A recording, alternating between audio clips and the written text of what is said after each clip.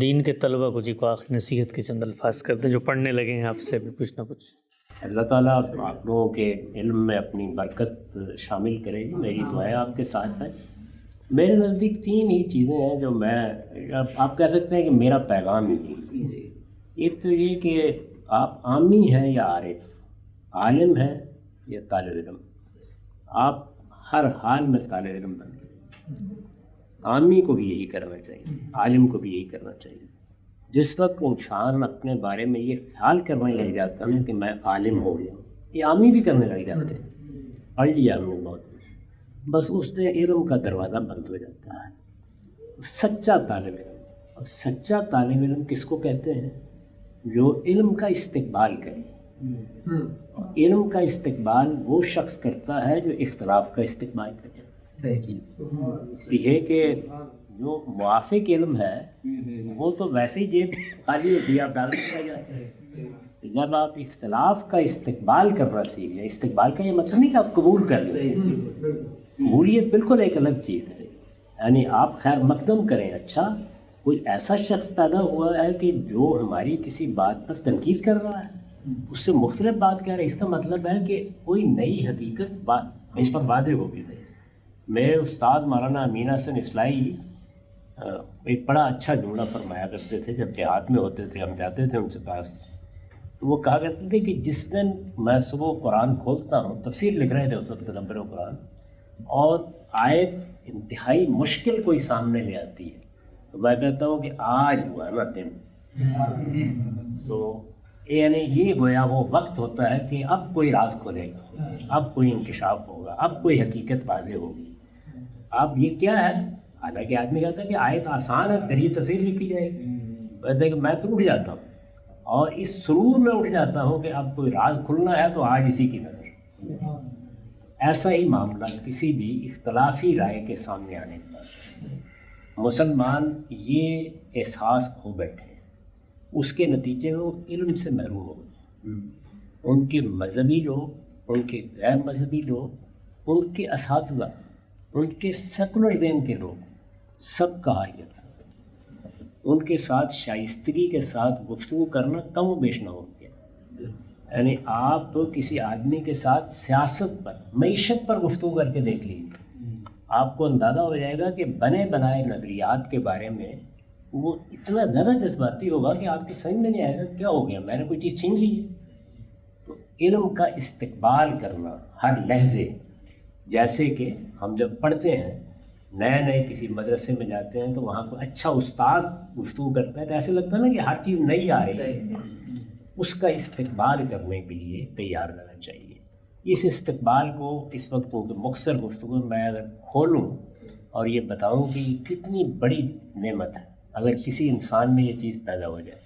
پھر تنقید اس کے لیے، میں آپ کو بالکل دل کی بات بتا رہا ہوں، یہ میرے سارے تلامذہ اس بات سے واقف ہیں کہ میرا ایک ہی سوال ہوتا ہے. یہ منظور صاحب یہیں رہتے ہیں آپ کے ملیشیا میں، بھائی آپ نے فلاں تنقید آئی ہے وہ پڑھی ہے؟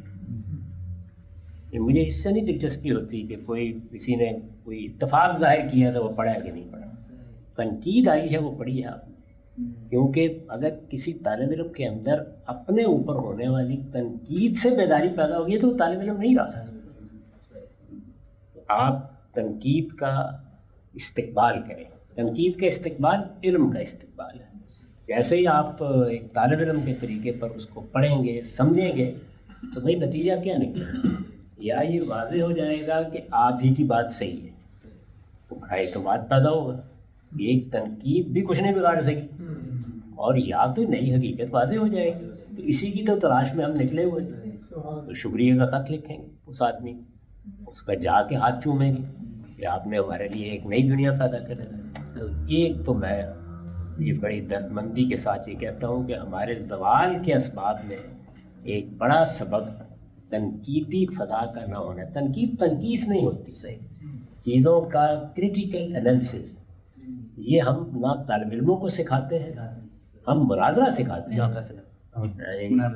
تنقیدی جائزہ نہیں سکھاتے چیزوں کا. تنقیدی جائزے میں سب سے پہلا کام کیا کرنے کی ضرورت ہوتی ہے، وہ یہ کہ دوسرے کا موقف اس طرح بیان کیا جائے جیسے کہ وہ اس کو بیان کرتا ہے.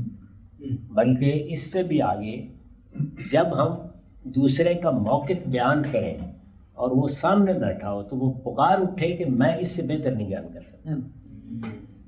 جب آپ دوسرے کا موقف بالکل درست بیان کرنے کے پہ قادر ہو جائیں گے تو اس وقت آپ کی تنقید بھی کمال کی تنقید ہوگی۔ ورنہ ہوتا کیا ہے کہ ہم دوسرے کا موقف اپنے ذہن میں پہلے ترتیب دیتے ہیں اور اس کے اوپر تنقید کرنا شروع کر دیتے ہیں، اس پر کرنا شروع کر دیتے ہیں، اس پر فتویٰ بازی شروع کر دیتے ہیں، اور وہ بات ہی اور ہوتی ہے جو تم نے کہی۔ تنقید سے میری مراد یہ ہے، یعنی اس چیز کو تنقیدی نقطہ نگاہ سے پہلے لینا اور پوری دیانتداری کے ساتھ، اس کے بعد اس کا تجزیہ کرنا، پھر دیکھنا کہ وہ کہاں بیٹھتی ہے۔ یہ ضروری نہیں کہ آپ اسے قبول کر لیں، لیکن اس عمل سے گزارے تو صحیح، اچھی تنقید ہے۔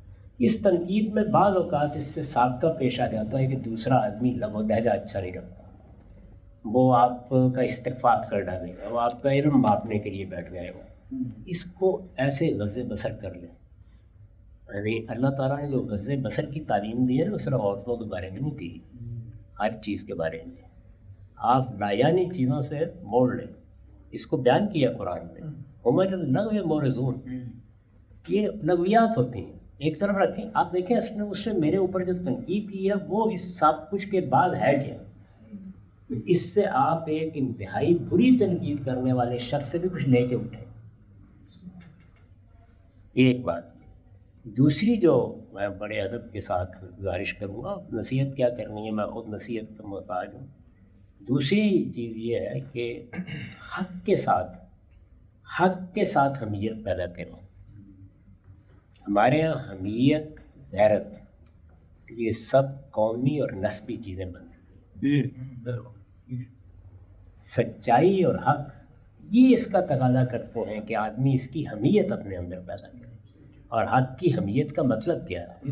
حق کی حمیت کا مطلب یہ ہے وہی جو میں نے بیان کیا کہ سایہ بھی ساتھ نہیں دے گا تم کھڑے نہیں۔ حق اس حمیت کا تقاضا کرتا ہے۔ حق کے لیے آپ کو کسی کو مارنے نہیں دوڑنا ہوتا، اس کی قدر کریں کہ مجھے ایک حق میرا ہے، میسر ہوا ہے، تو اب میں اس حق کا حق ادا کروں گا۔ یہ چھوٹے سے چھوٹے پیمانے پر گھر میں، باہر، ہر جگہ قرآن مجید نے اسی کو بیان کیا ہے کہ ایمان کا تقاضا یہ ہے کہ ہم قائم بالقسط ہیں۔ یہ جو قائم بالقسط ہونے کو نساء اور مائدہ میں بیان کیا ہے، دونوں پہلوؤں سے، والدین کے خلاف، اپنے خلاف، لیکن نام لے کہہ دیا، اور لا یجرمنکم شنآن قوم، ہر حال میں قائم بالقسط رہو۔ یہی شہادت ہے۔ لوگوں کے ہاں شہادت مرنے کے بعد ہوتی ہے، قرآن مجید کی اسے شہادت یہاں سے شروع ہوتی ہے۔ اس لیے اس کو اپنی زندگی کا عمل بنانا چاہیے، قائم بالقسط ہو کر زندگی بسر کی جائے۔ اور یہ حق کی حمیت کے بغیر ہو نہیں سکتا۔ حق اتنا عزیز ہو جائے کہ آدمی اس کے لیے اگر لوگ نہیں مانتے تو نہ مانیں، نہیں سنتے تو نہ سنیں، مارنے آ گئے ہیں تو مار لیں، بے پرواہ ہو جائے، اور زندگی موت خدا کے ہاتھ میں۔ اور تیسری اور آخری چیز یہ ہے کہ جب آپ دوسرے انسانوں کے ساتھ بات کر رہے ہیں تو دوسرے انسانوں کے ساتھ علم کی زبان بولنا سیکھیں۔ ہماری بہن نے ایک سوال کیا تھا، تحمل کیا چیز پیدا کرتی ہے؟ علم کی زبان پیدا کرتی ہے۔ ہم علم کی نہیں، جذبات کی زبان بولتے ہیں۔ جذبات کی زبان تو تیسرے منٹ میں آدمی کو آگ بگولا کر دیتی ہے، اس کے بعد علم کی زبان خاموش ہو جائے۔ آپ فیصلہ کر لیں کہ آپ ہمیشہ علم کی زبان بولیں۔ علم کی زبان کبھی آدمی کو یعنی کچھ ہونے دیتی نہیں، کیونکہ اس کی اپنی ایک سینکٹی، اس کا اپنا ایک تقدس ہے۔ اور جیسے جیسے آدمی علم کی زبان بولنا شروع کر دیتا ہے تو اس کی زبان ہی علم کی زبان بن جاتی ہے۔ اس کی سمجھ میں نہیں آتا کہ جذبات میں آنے کی وجہ کیا ہے۔ بس یہ مختصر سی باتیں اچھی لگی ہوں فاتحہ، نہ اچھی لگی ہوں تو لفافے میں ڈال کے ویسٹ لے